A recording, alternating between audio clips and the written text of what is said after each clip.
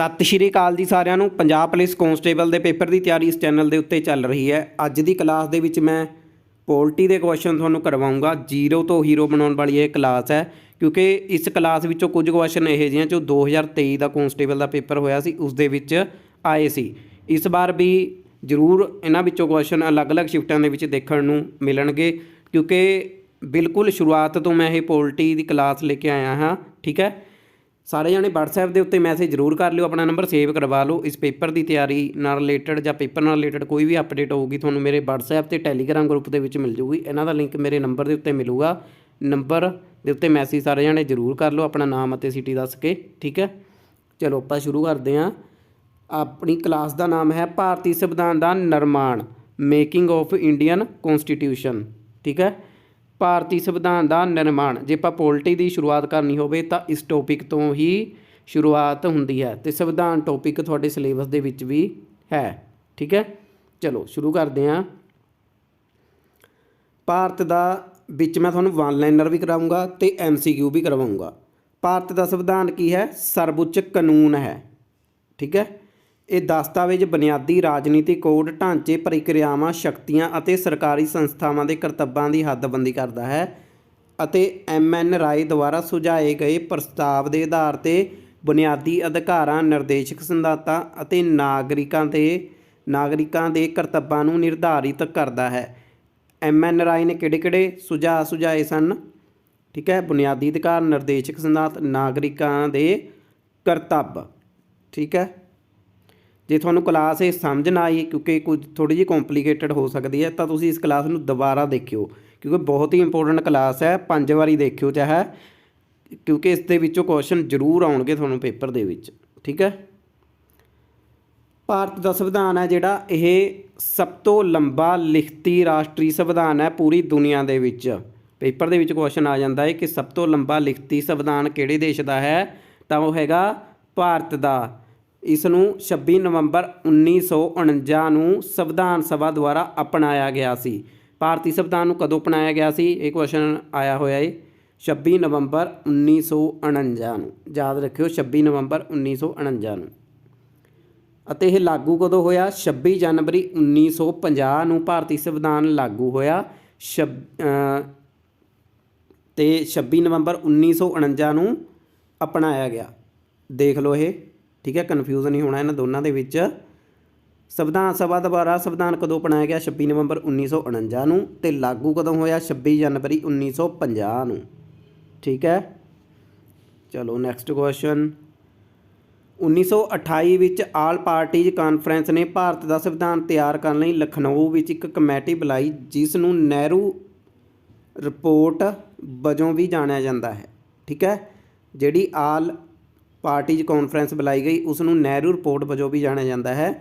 ठीक है, 1928 दे विच आल parties conference कदों हुई? 1928 दे विच, जिसनूं नेहरू रिपोर्ट वजों भी जानिया जाता सी। भारत 1858 तो 1947 तक ब्रिटिश शासन के अधीन सी।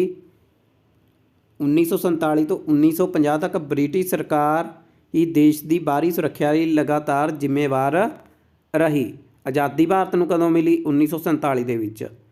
पर 1950 तक ब्रिटिश जिहड़ी सरकार रही है, अंग्रेज़ रहे हैं, देश की बाहरी सुरक्षा लई वो जिम्मेवार रहे। ठीक है, 1947 तो 1950 तक। ये भी याद रखियो तरीक, 1858 तो 1947 तक अंग्रेज़ों के अधीन इंडिया रहा। पर भारतीय संविधान ने 26 जनवरी 1950 नूं भारतीय सुतंत्रता एक्ट 1947 और भारत सरकार एक्ट 1935 नूं रद्द किया। पेपर दे विच क्वेश्चन आऊगा भारतीय सुतंत्रता एक्ट 1947 या फिर भारत सरकार एक्ट 1935 नूं कदों रद्द किया गया? 26 जनवरी 1950 नूं, जदों संविधान अपनाया गया। ठीक है, इस दे नाल ही भारत का संविधान एक प्रभुसत्ता संपन्न लोकतंत्री गणराज बन गया। ठीक है, लोकतंत्री गणराज बनया 26 जनवरी 1950 नूं, ते भारतीय सुतंत्रता एक्ट 1947 ते भारत सरकार एक्ट 1935 नूं रद्द कर दिता गया। ठीक है, संविधानक सभा ਸੰਵਿਧਾਨ ਦਾ ਖਰੜਾ ਸੰਵਿਧਾਨ ਸਭਾ ਦੁਆਰਾ ਤਿਆਰ ਕੀਤਾ ਗਿਆ ਸੀ। ਸੰਵਿਧਾਨ ਦਾ ਖਰੜਾ ਕਿਸ ਦੇ ਦੁਆਰਾ ਤਿਆਰ ਕੀਤਾ ਗਿਆ ਸੀ? ਸੰਵਿਧਾਨ ਸਭਾ ਦੇ ਦੁਆਰਾ। ਠੀਕ ਹੈ, ਜਿਸ ਦੀ ਚੋਣ ਸੂਬਾਈ ਅਸੈਂਬਲੀਆਂ ਦੇ ਚੁਣੇ ਹੋਏ ਮੈਂਬਰਾਂ ਦੁਆਰਾ ਕੀਤੀ ਗਈ ਸੀ। ਸੂਬੇ ਦੇ ਮੈਂਬਰਾਂ ਦੁਆਰਾ ਕੀਤੀ ਗਈ ਸੀ। ਕੁੱਲ ਕਿੰਨੇ ਮੈਂਬਰ ਸਨ? 399।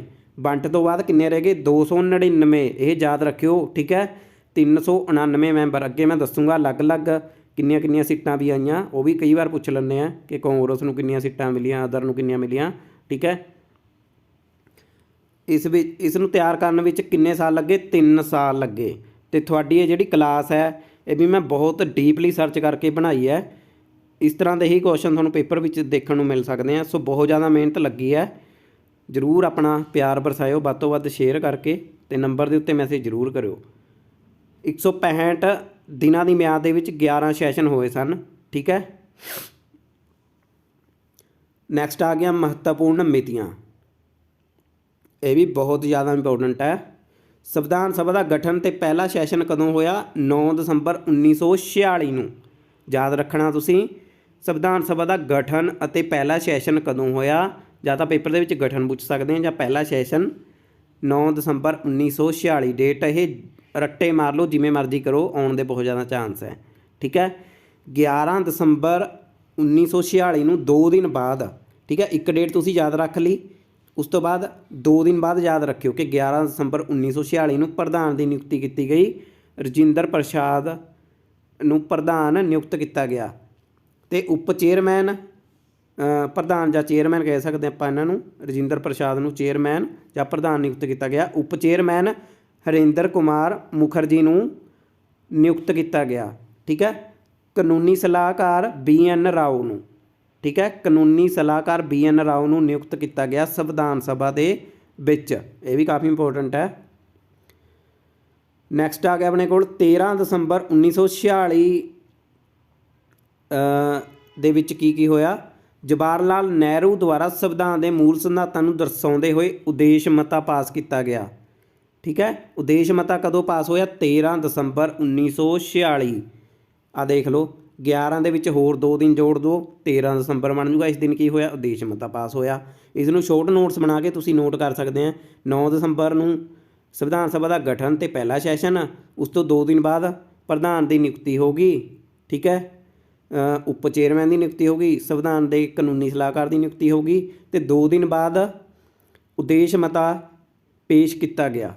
ਠੀਕ ਹੈ, ਅਤੇ 22 ਜਨਵਰੀ ਨੂੰ 1947 ਨੂੰ। ਠੀਕ ਹੈ, 22 ਜਨਵਰੀ 1947 ਨੂੰ ਉਦੇਸ਼ ਮਤਾ ਸਰਬਸੰਮਤੀ ਨਾਲ ਪਾਸ ਕੀਤਾ ਗਿਆ। ਠੀਕ ਹੈ, 22 ਜੁਲਾਈ 1947 ਨੂੰ ਰਾਸ਼ਟਰੀ ਝੰਡਾ ਅਪਣਾਇਆ ਗਿਆ। ਰਾਸ਼ਟਰੀ ਝੰਡਾ ਕਦੋਂ ਅਪਣਾਇਆ ਗਿਆ? 22 ਜੁਲਾਈ 1947 ਨੂੰ। ਇਹ ਵੀ ਪੇਪਰ ਦੇ ਵਿੱਚ ਆ ਜਾਂਦਾ ਹੈ। 29 ਅਗਸਤ 1947 ਨੂੰ ਡਾਕਟਰ BR ਅੰਬੇਦਕਰ ਦੀ ਡਰਾਫਟ ਕਮੇਟੀ ਦੇ ਚੇਅਰਮੈਨ ਵਜੋਂ ਨਿਯੁਕਤੀ ਕੀਤੀ ਗਈ। ਪੇਪਰ ਦੇ ਵਿੱਚ ਕੁਐਸਚਨ ਆਉਂਦਾ, ਡਰਾਫਟ ਕਮੇਟੀ ਦੇ ਚੇਅਰਮੈਨ ਕੌਣ ਸਨ? Doctor BR Ambedkar. ਕਦੋਂ ਹੋਈ ਨਿਯੁਕਤੀ? 29 ਅਗਸਤ 1947 ਨੂੰ। ਅਤੇ ਇਸ ਕਮੇਟੀ ਵਿੱਚ 6 ਹੋਰ ਮੈਂਬਰ ਸਨ। ਕਿਹੜੇ ਕਿਹੜੇ? ਇਹਨਾਂ ਦੇ ਨਾਮ ਵੀ ਤੁਹਾਨੂੰ ਯਾਦ ਹੋਣੇ ਚਾਹੀਦੇ ਹੈ। KM ਮੁਨਸ਼ੀ, ਮੁਹੰਮਦ ਸਾਦੁੱਲਾ, ਠੀਕ ਹੈ, ਅਲਾਦੀ ਕ੍ਰਿਸ਼ਨਾ ਸੁਆਮੀ ਅਈਅਰ, ਗੋਪਾਲ ਸੁਆਮੀ ਅਈਅਰ, ਠੀਕ ਹੈ, N ਮਾਧਵ ਰਾਓ। ਸੋ ਇਹ 6 ਨਾਮ ਸੀ। ਠੀਕ ਹੈ, TT ਕ੍ਰਿਸ਼ਨਾਮਾਚਾਰੀ। ਇਹਨਾਂ ਵਿੱਚੋਂ ਕੁਝ ਬਿਮਾਰ ਹੋਣ ਕਾਰਨ ਜਾਂ ਫਿਰ ਜਿਨ੍ਹਾਂ ਦੀ ਡੈਥ ਹੋ ਗਈ ਸੀ, ਉਹ ਫਿਰ ਉਹਨਾਂ ਦੀ ਜਗ੍ਹਾ ਹੋਰਾਂ ਨੇ ਲੈ ਲਈ ਸੀ। ਸੋ ਇਹ ਤੁਸੀਂ ਜੇ ਨਾਮ ਯਾਦ ਰੱਖਿਓ। ਠੀਕ ਹੈ, ਚਲੋ ਨੈਕਸਟ 26 ਨਵੰਬਰ 1949।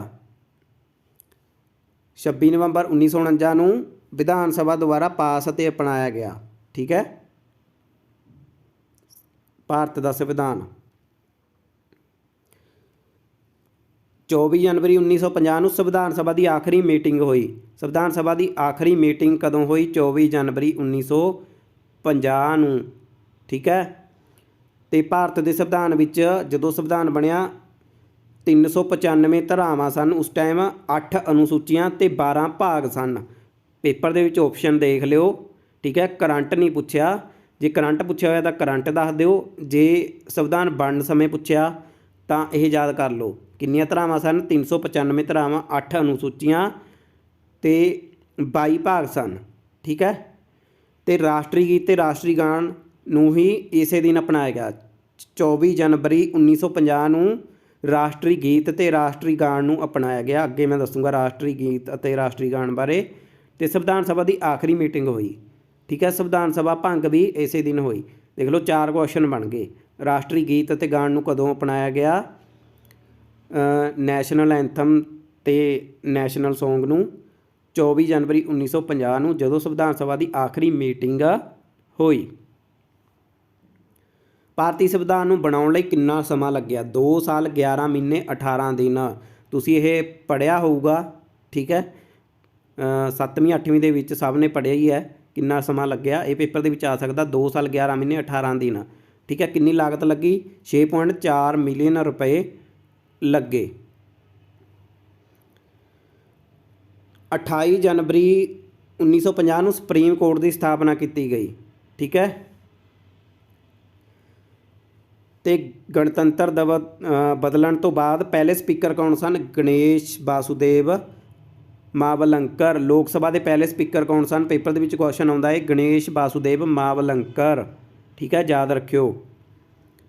ਭਾਰਤ ਦਾ ਸੰਵਿਧਾਨ ਡਾਕਟਰ ਭੀਮ ਰਾਓ ਅੰਬੇਦਕਰ ਦੀ ਪ੍ਰਧਾਨਗੀ ਹੇਠ 399 ਮੈਂਬਰਾਂ ਨੇ ਤਿਆਰ ਕੀਤਾ। ਉੱਪਰ ਮੈਂ ਦੱਸ ਚੁੱਕਿਆ ਕਿੰਨੇ ਮੈਂਬਰ ਸਨ, 399।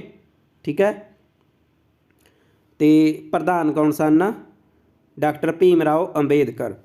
ਸੰਵਿਧਾਨ ਦੀ ਵਰਤੋਂ ਸਭ ਤੋਂ ਪਹਿਲਾਂ ਇੰਗਲੈਂਡ ਦੇ ਵਿੱਚ ਹੋਈ ਸੀ। ਠੀਕ ਹੈ। ਸਭ ਤੋਂ ਪਹਿਲਾਂ ਸੰਵਿਧਾਨ ਕਿੱਥੋਂ ਦਾ ਸੰਵਿਧਾਨ ਸੀ? ਸਭ ਤੋਂ ਪਹਿਲਾਂ ਇੰਗਲੈਂਡ ਦਾ। ਇਹ ਕੁਐਸਚਨ ਵੀ ਆ ਸਕਦਾ ਏ। ਠੀਕ ਹੈ।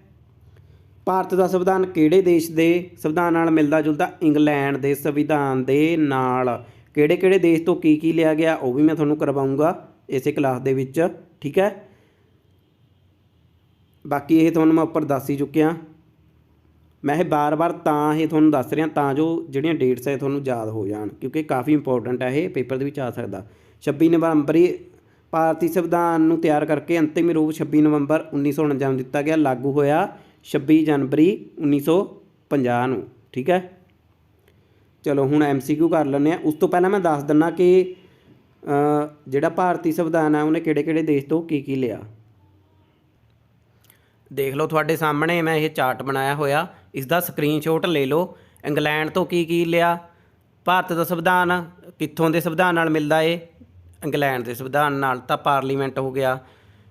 ਪ੍ਰਧਾਨ ਮੰਤਰੀ ਤੇ ਰਾਸ਼ਟਰਪਤੀ, ਇਕਹਿਰੀ ਨਾਗਰਿਕਤਾ, ਕਾਨੂੰਨ ਦਾ ਰਾਜ, ਇਹ ਚੀਜ਼ਾਂ ਇੰਗਲੈਂਡ ਤੋਂ ਲਈਆਂ। ਅਮਰੀਕਾ ਤੋਂ ਕੀ ਲਿਆ? ਮੌਲਿਕ ਅਧਿਕਾਰ ਲਏ ਹੈ, ਸੁਤੰਤਰ ਨਿਆਂਪਾਲਿਕਾ ਲਈ ਹੈ, ਪ੍ਰਸਤਾਵਨਾ ਲਈ ਹੈ, ਰਾਸ਼ਟਰਪਤੀ ਤੇ ਮਹਾਦੋਸ਼। ਠੀਕ ਹੈ। ਸੁਪਰੀਮ ਕੋਰਟ ਤੇ ਹਾਈ ਕੋਰਟ ਜੱਜਾਂ ਦੇ ਮਹਾਦੋਸ਼, ਇਹ ਸਾਰਾ ਕੁਛ ਅਮਰੀਕਾ ਤੋਂ ਲਿਆ ਗਿਆ ਏ। ਠੀਕ ਹੈ। ਆਇਰਲੈਂਡ ਤੋਂ ਰਾਜ ਦੀ ਨੀਤੀ ਦੇ ਨਿਰਦੇਸ਼ਕ ਸਿਧਾਂਤ, ਰਾਸ਼ਟਰਪਤੀ ਦੀ ਚੋਣ ਪ੍ਰਕਿਰਿਆ, ਰਾਜ ਸਭਾ ਵਿੱਚ ਰਾਸ਼ਟਰਪਤੀ ਦੀ ਨਿਯੁਕਤੀ, ਇਹ ਸਾਰਾ ਕੁਛ ਆਇਰਲੈਂਡ ਤੋਂ ਲਿਆ ਗਿਆ ਹੈ। ਅਲੱਗ-ਅਲੱਗ ਦੇਸ਼ਾਂ ਤੋਂ ਅਲੱਗ-ਅਲੱਗ ਚੀਜ਼ਾਂ ਲੈ ਕੇ ਭਾਰਤ ਦੇ ਸੰਵਿਧਾਨ ਵਿੱਚ ਪਾਈਆਂ ਗਈਆਂ। ਦੱਖਣੀ ਅਫਰੀਕਾ ਤੋਂ ਸੋਧਾਂ ਅਮੈਂਡਮੈਂਟ ਲਈਆਂ ਗਈਆਂ। ਰਾਜ ਸਭਾ ਦੇ ਮੈਂਬਰਾਂ ਦੀ ਚੋਣ ਇਹ ਦੱਖਣੀ ਅਫਰੀਕਾ ਤੋਂ ਲਈ ਗਈ। ਮੌਲਿਕ ਅਧਿਕਾਰ ਤੇ 5 ਸਾਲਾ ਯੋਜਨਾਵਾਂ ਰੂਸ ਦੇ ਸੰਵਿਧਾਨ ਤੋਂ ਲਏ ਗਏ। ਠੀਕ ਹੈ। ਰੂਸ ਦੇ ਸੰਵਿਧਾਨ ਤੋਂ ਲਏ ਗਏ। ਹੁਣ ਦੇਖੋ ਅਮਰੀਕਾ ਦੇ ਸੰਵਿਧਾਨ ਤੋਂ ਵੀ ਮੌਲਿਕ ਅਧਿਕਾਰ ਲਏ ਗਏ ਅਤੇ ਰੂਸ ਦੇ ਸੰਵਿਧਾਨ ਤੋਂ ਵੀ ਮੌਲਿਕ ਅਧਿਕਾਰ ਲਏ ਗਏ। ਵਿੱਚੋਂ ਕੁਝ ਗੱਲਾਂ ਇਹਨਾਂ ਨੇ ਲਈਆਂ ਹੋਣਗੀਆਂ, ਤਾਂ ਇੱਥੇ ਦੋਨਾਂ ਦਾ ਸੇਮ ਆ ਰਿਹਾ ਹੈ। ਠੀਕ ਹੈ। ਜਰਮਨੀ ਤੋਂ ਕੀ ਲਿਆ ਗਿਆ? ਐਮਰਜੈਂਸੀ ਤੇ ਮੌਲਿਕ ਅਧਿਕਾਰਾਂ ਦਾ ਖਾਤਮਾ। ਠੀਕ ਹੈ। ਵਿਕੀਪੀਡੀਆ ਦੇ ਉੱਤੇ ਇਹ ਚਾਰਟ ਦੇ ਆਧਾਰ 'ਤੇ ਮੈਂ ਤੁਹਾਨੂੰ ਦੱਸ ਰਿਹਾ ਜੋ ਬਣਿਆ ਹੋਇਆ ਸੀ। ਠੀਕ ਹੈ। ਚਲੋ ਹੁਣ ਆਪਾਂ ਕਰਦੇ ਹਾਂ MCQs। ਭਾਰਤੀ ਸੰਵਿਧਾਨ ਦੁਆਰਾ ਕਿੰਨੇ ਮੌਲਿਕ ਅਧਿਕਾਰ ਪ੍ਰਦਾਨ ਕੀਤੇ ਗਏ ਹਨ? ਕਿੰਨੇ ਮੌਲਿਕ ਅਧਿਕਾਰ ਹੈ? 6 ਮੌਲਿਕ ਅਧਿਕਾਰ। ਠੀਕ ਹੈ। 6 ਮੌਲਿਕ ਅਧਿਕਾਰ ਕਿਹੜੇ ਕਿਹੜੇ ਹੈ? ਸਮਾਨਤਾ ਦਾ ਅਧਿਕਾਰ, ਆਜ਼ਾਦੀ ਦਾ ਅਧਿਕਾਰ, ਸ਼ੋਸ਼ਣ ਦੇ ਖਿਲਾਫ ਅਧਿਕਾਰ, ਧਾਰਮਿਕ ਆਜ਼ਾਦੀ ਦਾ ਅਧਿਕਾਰ, ਸੱਭਿਆਚਾਰਕ ਅਤੇ ਵਿੱਦਿਅਕ ਅਧਿਕਾਰ ਤੇ ਸੰਵਿਧਾਨਿਕ ਉਪਚਾਰਾਂ ਦਾ ਅਧਿਕਾਰ। ਇਹ ਸਾਰੇ 6 ਮੌਲਿਕ ਅਧਿਕਾਰ ਹੈ। ਠੀਕ ਹੈ। ਇਹ ਯਾਦ ਕਰ ਲਓ, ਪੇਪਰ ਦੇ ਵਿੱਚ ਕੁਐਸਚਨ ਆ ਸਕਦਾ ਹੈ। ਕਿੰਨੇ? 6 ਮੌਲਿਕ ਅਧਿਕਾਰ। ठीक है। समानता का अधिकार, आज़ादी का शोषण के खिलाफ, धार्मिक आज़ादी का अधिकार, सभ्याचार ते विद्यक अधिकार, संविधानिक उपचार का अधिकार। भारत ਲਈ ਭਾਰਤੀ ਸੰਵਿਧਾਨ ਸਭਾ ਦਾ ਵਿਚਾਰ 1934 ਵਿੱਚ ਡੈਸ਼ ਦੁਆਰਾ ਦ੍ਰਿੜਤਾ ਨਾਲ ਪੇਸ਼ ਕੀਤਾ ਗਿਆ। ਕਿਸ ਦੇ ਦੁਆਰਾ ਪੇਸ਼ ਕੀਤਾ ਗਿਆ ਸੀ ਸੰਵਿਧਾਨ ਸਭਾ ਦਾ ਵਿਚਾਰ 1934 ਦੇ ਵਿੱਚ? MN ਰਾਏ, ਠੀਕ ਹੈ। MN ਰਾਏ ਦੁਆਰਾ ਇਹ ਜਿਹੜਾ ਪੇਸ਼ ਕੀਤਾ ਗਿਆ ਸੀ ਸੰਵਿਧਾਨ ਸਭਾ ਦਾ ਵਿਚਾਰ 1934 ਦੇ ਵਿੱਚ, ਠੀਕ ਹੈ। ਅਤੇ MN ਰਾਏ ਭਾਰਤ ਵਿੱਚ ਕਮਿਊਨਿਸਟ ਲਹਿਰ ਦੇ ਮੋਢੀ ਸਨ, ਠੀਕ ਹੈ। ਇਹ ਵੀ ਤੁਸੀਂ ਯਾਦ ਰੱਖਣਾ ਹੈ। ਚਲੋ ਨੈਕਸਟ ਕੁਐਸਚਨ ਹੈ, ਕਿਸ ਸਾਲ ਵਿੱਚ ਭਾਰਤੀ ਰਾਸ਼ਟਰੀ ਕਾਂਗਰਸ ਨੇ ਪਹਿਲੀ ਵਾਰ ਸੰਵਿਧਾਨ ਸਭਾ ਦੀ ਮੰਗ ਕੀਤੀ? ਭਾਰਤੀ ਰਾਸ਼ਟਰੀ ਕਾਂਗਰਸ ਨੇ ਪਹਿਲੀ ਵਾਰ ਸੰਵਿਧਾਨ ਸਭਾ ਦੀ ਮੰਗ ਕਦੋਂ ਕੀਤੀ ਸੀ? 1935 ਦੇ ਵਿੱਚ। ਆਪਸ਼ਨ ਬੀ ਰਾਈਟ ਆਨਸਰ ਹੋ ਜਾਊਗਾ, ਠੀਕ ਹੈ। 1935 ਦੇ ਵਿੱਚ ਪਹਿਲੀ ਵਾਰ ਕਾਂਗਰਸ ਨੇ ਸੰਵਿਧਾਨ ਸਭਾ ਦੀ ਮੰਗ ਕੀਤੀ, ਠੀਕ ਹੈ। 1938 ਵਿੱਚ ਜਵਾਹਰ ਲਾਲ ਨਹਿਰੂ ਨੇ ਕਾਂਗਰਸ ਦੀ ਤਰਫੋਂ ਐਲਾਨ ਕੀਤਾ ਕਿ ਭਾਰਤ ਦਾ ਸੰਵਿਧਾਨ ਬਿਨਾਂ ਕਿਸੇ ਬਾਹਰੀ ਦਖਲ ਅੰਦਾਜ਼ੀ ਦੇ ਤਿਆਰ ਕੀਤਾ ਜਾਣਾ ਚਾਹੀਦਾ ਹੈ ਅਤੇ ਮੈਂਬਰ ਦੀ ਚੋਣ ਬਾਲਗ ਵੋਟ ਦੇ ਆਧਾਰ 'ਤੇ ਕੀਤੀ ਜਾਣੀ ਚਾਹੀਦੀ ਹੈ, ਠੀਕ ਹੈ। ਕਿਸ ਸਾਲ ਬ੍ਰਿਟਿਸ਼ ਸਰਕਾਰ ਨੇ ਪਹਿਲੀ ਵਾਰ ਸੰਵਿਧਾਨ ਸਭਾ ਬਣਾਉਣ ਦੀ ਮੰਗ ਨੂੰ ਸਵੀਕਾਰ ਕੀਤਾ ਸੀ? ਅੰਗਰੇਜ਼ਾਂ ਨੇ ਕਦੋਂ ਸੰਵਿਧਾਨ ਸਭਾ ਬਣਾਉਣ ਦੀ ਮੰਗ ਨੂੰ ਸਵੀਕਾਰ ਕੀਤਾ ਸੀ? ਅਗਸਤ 1940 ਦੇ ਵਿੱਚ। 1940 ਦੇ ਵਿੱਚ ਅੰਗਰੇਜ਼ ਰੈਡੀ ਹੋਏ ਸਨ ਸੰਵਿਧਾਨ ਸਭਾ ਬਣਾਉਣ ਦੇ ਲਈ, ਠੀਕ ਹੈ। ਪ੍ਰਸਤਾਵ ਨੂੰ 1940 ਦੇ ਵਿੱਚ ਬ੍ਰਿਟਿਸ਼ ਸਰਕਾਰ ਨੇ ਸਵੀਕਾਰ ਕਰ ਲਿਆ ਸੀ, ਠੀਕ ਹੈ।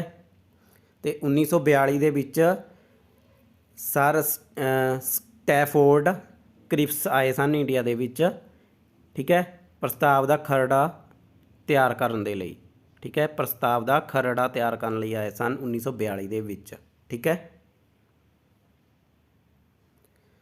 ਕੈਬਨਿਟ ਮਿਸ਼ਨ ਪਲਾਨ ਦੁਆਰਾ ਤਿਆਰ ਕੀਤੀ ਗਈ ਯੋਜਨਾ ਤਹਿਤ ਸੰਵਿਧਾਨ ਸਭਾ ਦਾ ਗਠਨ ਕਿਸ ਤਰੀਕ ਨੂੰ ਕੀਤਾ ਗਿਆ ਸੀ?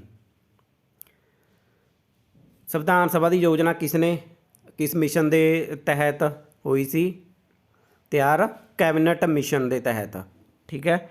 ਇਸ ਦਾ ਰਾਈਟ ਆਨਸਰ ਹੋ ਜਾਊਗਾ 1946, ਠੀਕ ਹੈ। 1946 ਨਵੰਬਰ 1946। 1946 ਦੀ ਕੈਬਨਿਟ ਮਿਸ਼ਨ ਪਲਾਨ ਭਾਰਤ ਦੀ ਆਜ਼ਾਦੀ ਲਈ ਸੰਵਿਧਾਨਕ ਢਾਂਚੇ ਨੂੰ ਹੱਲ ਕਰਨ ਲਈ ਬ੍ਰਿਟਿਸ਼ ਸਰਕਾਰ ਦੁਆਰਾ ਇੱਕ ਪ੍ਰਸਤਾਵ ਸੀ, ਠੀਕ ਹੈ। ਕੀ ਸੀ ਇਹ? ਸੰਵਿਧਾਨਕ ਢਾਂਚੇ ਨੂੰ ਹੱਲ ਕਰਨ ਦੇ ਲਈ ਬ੍ਰਿਟਿਸ਼ ਸਰਕਾਰ ਦੁਆਰਾ ਇੱਕ ਪ੍ਰਸਤਾਵ ਸੀ। ਕੈਬਨਿਟ ਮਿਸ਼ਨ ਦਾ ਨਾਮ ਜਿਸ ਨੂੰ ਦਿੱਤਾ ਗਿਆ। 1946 ਵਿੱਚ ਸੰਵਿਧਾਨ ਸਭਾ ਦੀ ਕੁੱਲ ਗਿਣਤੀ ਕਿੰਨੀ ਸੀ? ਕਿੰਨੇ ਮੈਂਬਰ ਸਨ? ਉੱਪਰ ਮੈਂ ਦੱਸ ਚੁੱਕਿਆ ਹੈ, ਠੀਕ ਹੈ। 399, ਠੀਕ ਹੈ। ਕਿੰਨੇ ਮੈਂਬਰ ਸਨ? 399। ਚਲੋ ਨੈਕਸਟ ਕੁਐਸਚਨ, ਸੰਵਿਧਾਨ ਸਭਾ ਦੀ ਲਗਭਗ ਇੱਕ ਸੀਟ ਕਿੰਨੀ ਆਬਾਦੀ ਨੂੰ ਅਲਾਟ ਕੀਤੀ ਗਈ ਸੀ? ਇੱਕ ਸੀਟ ਲਗਭਗ ਕਿੰਨੀ ਆਬਾਦੀ ਨੂੰ ਅਲਾਟ ਕੀਤੀ ਗਈ ਸੀ? ਕਾਫੀ ਇੰਪੋਰਟੈਂਟ ਹੈ।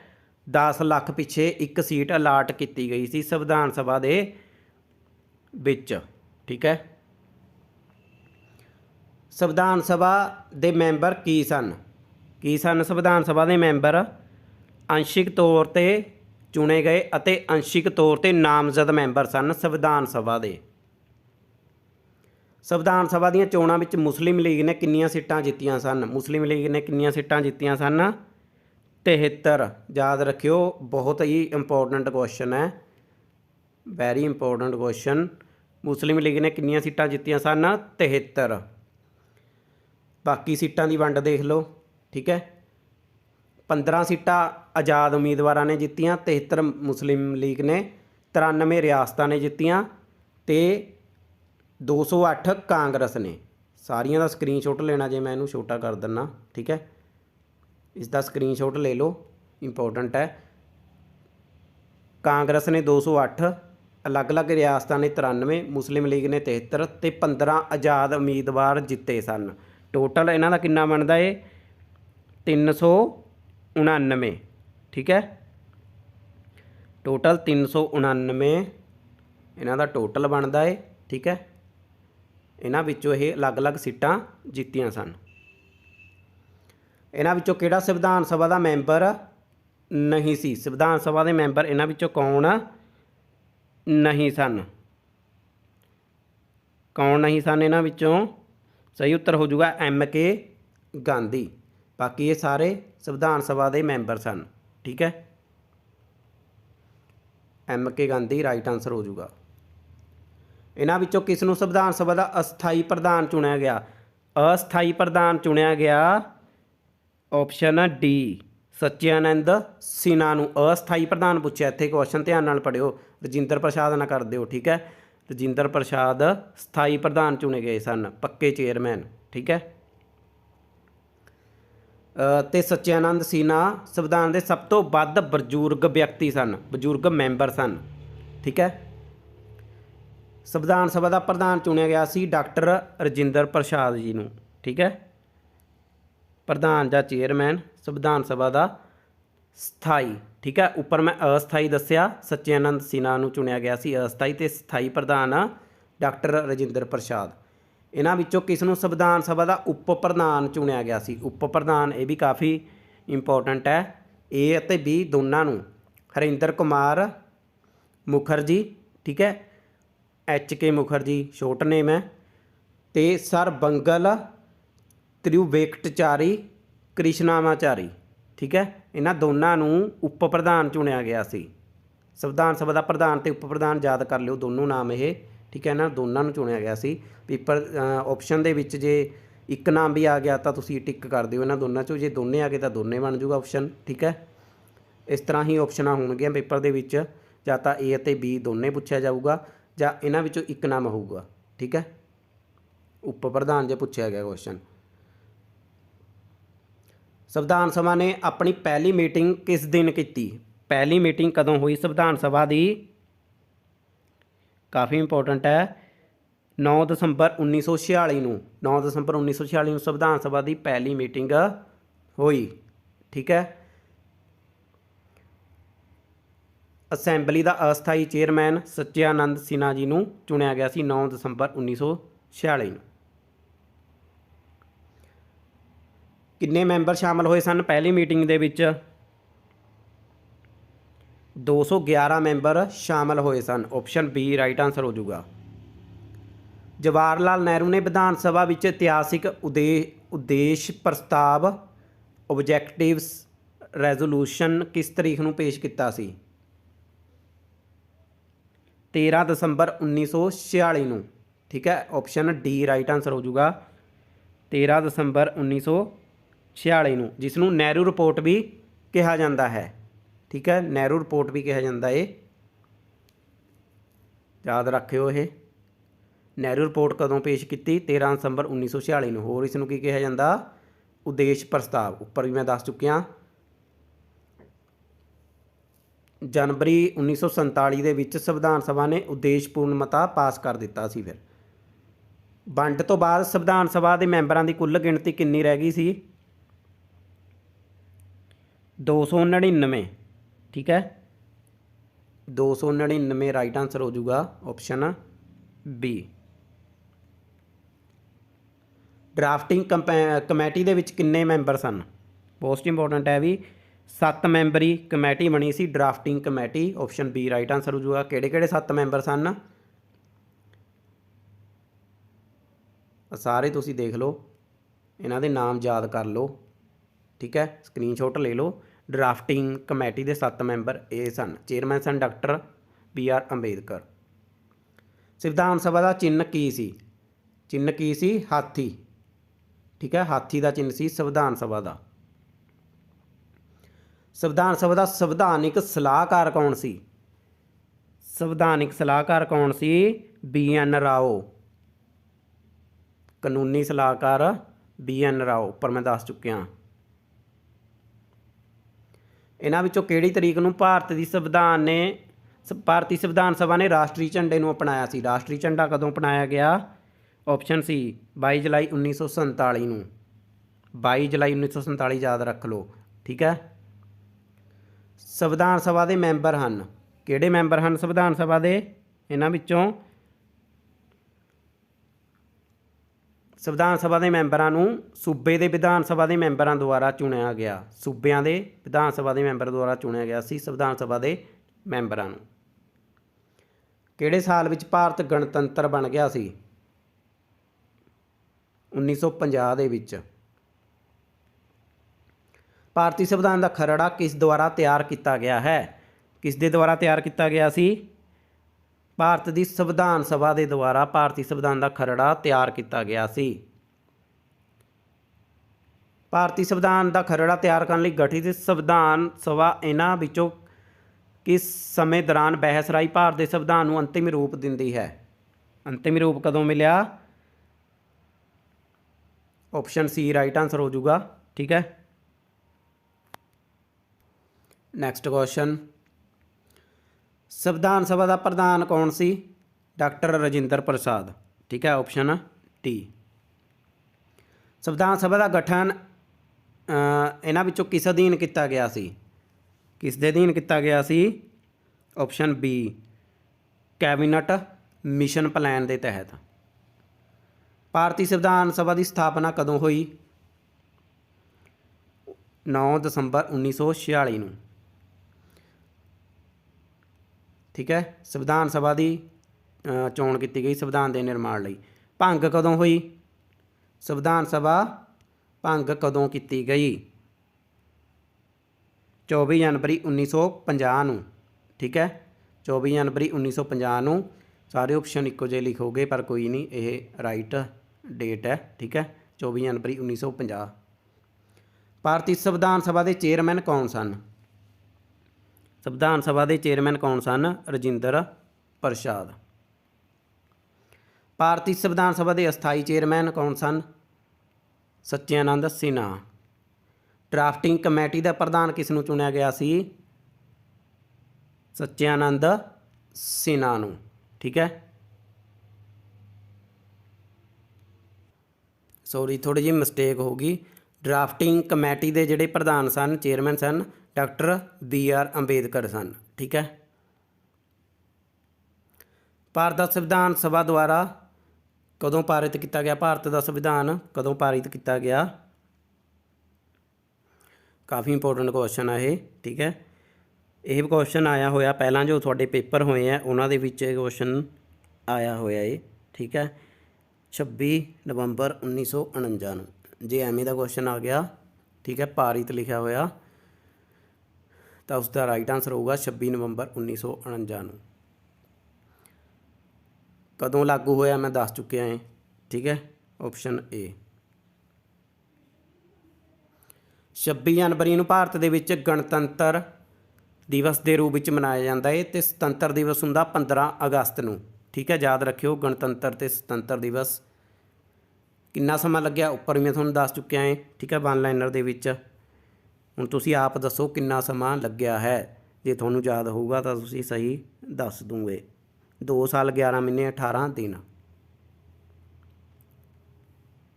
ਠੀਕ ਹੈ। ਕਿਸ ਦੀ ਪ੍ਰਧਾਨਗੀ ਹੇਠ ਤਿਆਰ ਕੀਤਾ ਗਿਆ ਭਾਰਤ ਦਾ ਸੰਵਿਧਾਨ? ਡਾਕਟਰ ਭੀਮ ਰਾਓ ਅੰਬੇਦਕਰ। ਕਿਹੜੇ ਦੇਸ਼ ਨਾਲ ਬਿਲਕੁਲ ਮਿਲਦਾ ਜੁਲਦਾ? ਇੰਗਲੈਂਡ ਦੇ ਨਾਲ। ਸੰਵਿਧਾਨ ਸਭਾ ਦੇ ਕਿੰਨੇ ਮੈਂਬਰ ਸਨ? ਸੰਵਿਧਾਨ ਸਭਾ ਦੇ ਕੁੱਲ ਕਿੰਨੇ ਮੈਂਬਰ ਸਨ? 399, ਠੀਕ ਹੈ। ਤੁਸੀਂ ਕਹੋਗੇ ਕੁਐਸਚਨ ਰਿਪੀਟ ਹੋ ਰਿਹਾ, ਪਰ ਵਧੀਆ ਗੱਲ ਹੈ ਕਿ ਰਿਪੀਟ ਹੋ ਰਹੇ ਤਾਂ ਕਿ ਤੁਹਾਨੂੰ ਯਾਦ ਹੋ ਜਾਣ। ਆਜ਼ਾਦੀ ਤੋਂ ਬਾਅਦ ਕਿੰਨੇ ਰਹਿ ਗਏ? 299, ਇਹ ਮੈਂ ਉੱਪਰ ਵੀ ਦੱਸ ਚੁੱਕਿਆ, ਠੀਕ ਹੈ। ਅਤੇ ਅਲੱਗ-ਅਲੱਗ ਸੀਟਾਂ ਦੇਖ ਲਓ, ਮੈਂ ਫੇਰ ਤੁਹਾਨੂੰ ਦੱਸ ਰਿਹਾ। ਕਾਂਗਰਸ ਦੀਆਂ 208, ਇੰਡੀਅਨ ਮੁਸਲਿਮ ਆਲ ਇੰਡੀਆ ਮੁਸਲਿਮ ਲੀਗ ਦੀਆਂ 73, ਅਦਰਸ ਦੀਆਂ ਆਜ਼ਾਦ ਆ ਜਾਂਦੇ ਅਦਰਸ ਦੇ ਵਿੱਚ 15 ਅਤੇ ਰਿਆਸਤਾਂ 93। ਬ੍ਰਿਟਿਸ਼ ਭਾਰਤ ਦਾ ਆਖਰੀ ਵਾਇਸਰਾਏ ਅਤੇ ਸੁਤੰਤਰ ਭਾਰਤ ਦਾ ਪਹਿਲਾ ਗਵਰਨਰ ਜਨਰਲ ਕੌਣ ਸੀ? ਕਾਫੀ ਇੰਪੋਰਟੈਂਟ ਹੈ, ਲਾਰਡ ਮਾਊਂਟਬੈਟਨ, ਠੀਕ ਹੈ, ਜੋ ਕਿ ਆਖਰੀ ਬ੍ਰਿਟਿਸ਼ ਭਾਰਤ ਹੈ, ਇੱਥੇ ਲਿਖਿਆ ਹੋਇਆ, ਠੀਕ ਹੈ। ਇਹ ਧਿਆਨ ਰੱਖਿਓ, ਬ੍ਰਿਟਿਸ਼ ਭਾਰਤ ਦੇ ਆਖਰੀ ਵਾਇਸਰਾਏ ਕੌਣ ਸੀ? ਲਾਰਡ ਮਾਊਂਟਬੈਟਨ, ਤੇ ਸੁਤੰਤਰ ਭਾਰਤ ਦਾ ਪਹਿਲਾ ਗਵਰਨਰ ਜਨਰਲ ਵੀ ਲਾਰਡ ਮਾਊਂਟਬੈਟਨ ਸੀ। ਸੰਵਿਧਾਨ ਦਿਵਸ ਕਦੋਂ ਮਨਾਇਆ ਜਾਂਦਾ? ਹਰ ਸਾਲ 26 ਨਵੰਬਰ ਨੂੰ। 26 ਨਵੰਬਰ ਨੂੰ ਹਰ ਸਾਲ ਸੰਵਿਧਾਨ ਦਿਵਸ ਮਨਾਇਆ ਜਾਂਦਾ, ਤੇ ਇਸ ਨੂੰ ਕਾਨੂੰਨ ਦਿਵਸ ਵੀ ਕਿਹਾ ਜਾਂਦਾ ਹੈ, ਰਾਸ਼ਟਰੀ ਕਾਨੂੰਨ ਦਿਵਸ। ਭਾਰਤ ਦੇ ਸੰਵਿਧਾਨ ਦੇ ਵਿਚਾਰ ਨੂੰ ਪਹਿਲੀ ਵਾਰ ਕਿਸ ਨੇ ਪੇਸ਼ ਕੀਤਾ ਸੀ? ਕਿਸ ਨੇ ਪੇਸ਼ ਕੀਤਾ? MN ਰਾਏ। ਕੁਐਸਚਨ ਜੇ ਰਿਪੀਟ ਹੋ ਰਿਹਾ, ਖੁਦ ਸੋਚੋ ਕਿ ਤੁਹਾਨੂੰ ਆ ਗਿਆ ਆਨਸਰ ਜਾਂ ਨਹੀਂ। ਠੀਕ ਹੈ, ਮਾਨਵੇਂਦਰ ਨਾਥ ਰਾਏ ਇਹਨਾਂ ਦਾ ਪੂਰਾ ਨਾਮ ਹੈ, MN ਰਾਏ ਦਾ ਮਾਨਵੇਂਦਰ ਨਾਥ ਰਾਏ। ਇਹ ਕੁਐਸਚਨ 2023 ਦੇ ਵਿੱਚ ਆਇਆ ਸੀ। ਸੰਵਿਧਾਨ ਸਭਾ ਵਿੱਚ ਮਹਿਲਾ ਮੈਂਬਰਾਂ ਦੀ ਗਿਣਤੀ ਕਿੰਨੀ ਹੈ? ਕਿੰਨੀ ਸੀ? 15। ਠੀਕ ਹੈ, ਸੰਵਿਧਾਨ ਸਭਾ ਵਿੱਚ 15 ਮਹਿਲਾ ਸਨ। ਇਹਨਾਂ ਵਿੱਚੋਂ 2 ਫੇਮਸ ਹੈ, ਉਹਨਾਂ ਨਾਲ ਜੁੜੇ ਹੋਏ ਕੁਐਸਚਨ ਆਉਣੇ ਆ, ਉਹ ਤੁਹਾਨੂੰ ਕਰਵਾਉਣ ਜਾ ਰਿਹਾ ਮੈਂ। ਠੀਕ ਹੈ, ਇੱਕ ਤਾਂ ਸ਼੍ਰੀਮਤੀ ਸਰੋਜਨੀ ਨਾਇਡੂ, ਜਿਨ੍ਹਾਂ ਦਾ ਜਨਮ 13 ਫਰਵਰੀ 1979 ਨੂੰ ਹੈਦਰਾਬਾਦ ਵਿਖੇ ਹੋਇਆ। ਠੀਕ ਹੈ, ਅਤੇ ਉਹ ਭਾਰਤੀ ਰਾਸ਼ਟਰੀ ਕਾਂਗਰਸ ਦੀ ਪਹਿਲੀ ਪ੍ਰਧਾਨ ਔਰਤ ਸਨ। ਪ੍ਰਧਾਨ ਬਣਨ ਵਾਲੀ ਭਾਰਤੀ ਰਾਸ਼ਟਰੀ ਕਾਂਗਰਸ ਦੀ ਪਹਿਲੀ ਔਰਤ ਸਨ ਸ਼੍ਰੀਮਤੀ ਸਰੋਜਨੀ ਨਾਇਡੂ। ਠੀਕ ਹੈ, ਅਤੇ ਭਾਰਤ ਦੇ ਰਾਜਪਾਲ ਵਜੋਂ ਨਿਯੁਕਤ ਹੋਣ ਵਾਲੀ ਵੀ ਪਹਿਲੀ ਔਰਤ ਸਨ। ਠੀਕ ਹੈ, ਇਹ 2 ਕੁਐਸਚਨ ਯਾਦ ਰੱਖਿਓ। ਭਾਰਤੀ ਰਾਸ਼ਟਰੀ ਕਾਂਗਰਸ ਦੇ ਪਹਿਲੀ ਔਰਤ ਪ੍ਰਧਾਨ ਕੌਣ ਸਨ? ਸਰੋਜਨੀ ਨਾਇਡੂ। ਅਤੇ ਭਾਰਤ ਦੇ ਪਹਿਲੇ ਰਾਜਪਾਲ ਕੌਣ ਸਨ? ਸਰੋਜਨੀ ਨਾਇਡੂ। ਠੀਕ ਹੈ, ਨੈਕਸਟ ਆ ਗਿਆ ਸੁਚੇਤਾ ਕ੍ਰਿਪਲਾਨੀ, ਜੋ ਕਿ ਭਾਰਤ ਦੀ ਪਹਿਲੀ ਮੁੱਖ ਮੰਤਰੀ ਸਨ। ਭਾਰਤ ਦੇ ਪਹਿਲੇ ਮੁੱਖ ਮੰਤਰੀ ਸਨ ਸੁਚੇਤਾ ਕ੍ਰਿਪਲਾਨੀ, ਜੇ ਆਪਾਂ ਫੀਮੇਲ ਦੀ ਗੱਲ ਕਰੀਏ। ਭਾਰਤੀ ਸੰਵਿਧਾਨ ਦਾ ਮੁਖੀ ਕੌਣ ਹੁੰਦਾ ਹੈ? ਰਾਸ਼ਟਰਪਤੀ। ਕਿੰਨੀਆਂ ਅਨੁਸੂਚੀਆਂ ਇਹ ਸੰਵਿਧਾਨ ਦੇ ਵਿੱਚ? ਕਿੰਨੀਆਂ ਅਨੁਸੂਚੀਆਂ ਇਹ? ਆਪਸ਼ਨ ਦੇ ਹਿਸਾਬ ਨਾਲ ਦੱਸਿਓ। ਮੈਂ ਉੱਪਰ ਦੱਸਿਆ ਨਾ ਕਿ ਅਨੁਸੂਚੀਆਂ ਪਹਿਲਾਂ ਅਤੇ ਬਾਅਦ ਵਾਲੀਆਂ ਚੇਂਜ ਹੋ ਗਈਆਂ। ਹੁਣ ਕਿੰਨੀਆਂ ਪੁੱਛਿਆ ਗਿਆ, ਉਸ ਦੇ ਆਧਾਰ ਦੇ ਉੱਤੇ ਤੁਸੀਂ ਆਨਸਰ ਦੇਣਾ ਹੈ। ਸਹੀ ਉੱਤਰ ਹੋ ਜਾਊਗਾ 12, ਆਪਸ਼ਨ C। ਕਿੰਨੇ ਮੌਲਿਕ ਅਧਿਕਾਰ ਪ੍ਰਦਾਨ ਕੀਤੇ ਗਏ ਸਨ? 6। ਠੀਕ ਹੈ, ਸੋ ਇਹ ਇੰਪੋਰਟੈਂਟ ਕੁਐਸਚਨ ਹੈ ਸਾਰੇ। ਠੀਕ ਹੈ, ਜੋ ਆਪਣਾ ਨੈਸ਼ਨਲ ਐਂਥਮ ਹੈ ਅਤੇ ਨੈਸ਼ਨਲ ਆਪਣਾ ਜੋ ਸੌਂਗ ਹੈ, ਉਸ ਨਾਲ ਰਿਲੇਟਡ ਵੀ ਮੈਂ ਤੁਹਾਨੂੰ ਥੋੜ੍ਹਾ ਜਿਹਾ ਦੱਸ ਦਿੰਦਾ। ਭਾਰਤ ਦਾ ਰਾਸ਼ਟਰੀ ਐਂਥਮ ਕਿਹੜਾ ਹੈ? ਜਨ ਗਣ ਮਨ। ਠੀਕ ਹੈ, ਕਦੋਂ ਇਸ ਨੂੰ ਅਪਣਾਇਆ ਗਿਆ? 24 ਜਨਵਰੀ 1950 ਨੂੰ। ਅਤੇ ਜਨ ਗਣ ਮਨ ਦੀ ਰਚਨਾ ਕਿਸ ਨੇ ਕੀਤੀ? ਰਵਿੰਦਰਨਾਥ ਟੈਗੋਰ ਨੇ। ਇਹ ਵੀ ਤੁਸੀਂ ਯਾਦ ਰੱਖਣਾ ਹੈ। ਨੈਸ਼ਨਲ ਐਂਥਮ ਰਾਸ਼ਟਰੀ, ਜੇ ਆਪਾਂ ਟਰਾਂਸਲੇਟ ਕਰਦੇ ਹਾਂ ਨੈਸ਼ਨਲ ਐਂਥਮ ਅਤੇ ਨੈਸ਼ਨਲ ਸੌਂਗ ਨੂੰ, ਤਾਂ ਰਾਸ਼ਟਰੀ ਗੀਤ ਅਤੇ ਰਾਸ਼ਟਰੀ ਗਾਣ ਆਉਂਦਾ ਹੈ ਪੰਜਾਬੀ ਦੇ ਵਿੱਚ। ਤਾਂ ਤੁਸੀਂ ਇੰਗਲਿਸ਼ ਦੇ ਵਿੱਚ ਯਾਦ ਰੱਖਿਓ ਨੈਸ਼ਨਲ ਐਂਥਮ ਜਨ ਗਣ ਮਨ ਹੈ, ਜਿਸ ਦੀ ਰਚਨਾ ਰਵਿੰਦਰਨਾਥ ਟੈਗੋਰ ਨੇ ਕੀਤੀ। ਕਦੋਂ ਇਹ ਅਡੋਪਟ ਕਰਿਆ ਗਿਆ? 24 ਜਨਵਰੀ 1950 ਨੂੰ। ਠੀਕ ਹੈ, ਨੈਸ਼ਨਲ ਸੌਂਗ ਬੰਦੇ ਮਾਤਰਮ, ਇਹ ਵੀ 24 ਜਨਵਰੀ 1950 ਨੂੰ ਅਡੋਪਟ ਕਰਿਆ ਗਿਆ, ਅਤੇ ਇਸ ਦੀ ਰਚਨਾ ਬਿਕਮ ਚੰਦਰ ਚੈਟਰਜੀ ਨੇ ਕੀਤੀ। ਠੀਕ ਹੈ, ਇਹ ਤੁਸੀਂ ਯਾਦ ਰੱਖਣਾ, ਇਹ ਵੀ ਇੰਪੋਰਟੈਂਟ ਹੈ। ਅਤੇ 22 ਜੁਲਾਈ 1947 ਨੂੰ ਭਾਰਤ ਦਾ ਰਾਸ਼ਟਰੀ ਝੰਡਾ ਅਪਣਾਇਆ ਗਿਆ। ਠੀਕ ਹੈ, ਸੋ ਇਹ ਇੰਪੋਰਟੈਂਟ ਕੁਐਸਚਨ ਮੈਂ ਤੁਹਾਨੂੰ ਕਰਵਾਤੇ ਮੇਕਿੰਗ ਆਫ ਕੌਨਸਟੀਟਿਊਸ਼ਨ ਦੇ। ਠੀਕ ਹੈ, ਅੱਗੇ ਵੀ ਮੈਂ ਇਸੇ ਤਰ੍ਹਾਂ ਲੈ ਕੇ ਆਉਂਦਾ ਰਹੂੰਗਾ ਕਲਾਸਾਂ। ਪੰਜਾਬ GK ਦੀ ਕਲਾਸ ਵੀ ਚੱਲ ਰਹੀ ਹੈ। ਠੀਕ ਹੈ, ਪਲੇਲਿਸਟ ਮੈਂ ਅਲੱਗ-ਅਲੱਗ ਬਣਾਈ ਹੋਈ ਹੈ, ਉੱਥੇ ਜਾ ਕੇ ਸਾਰੀਆਂ ਕਲਾਸਾਂ ਹੀ ਲਗਾ ਲਿਓ। ਨੰਬਰ ਦੇ ਉੱਤੇ ਮੈਸੇਜ ਕਰ ਲਓ। ਧੰਨਵਾਦ।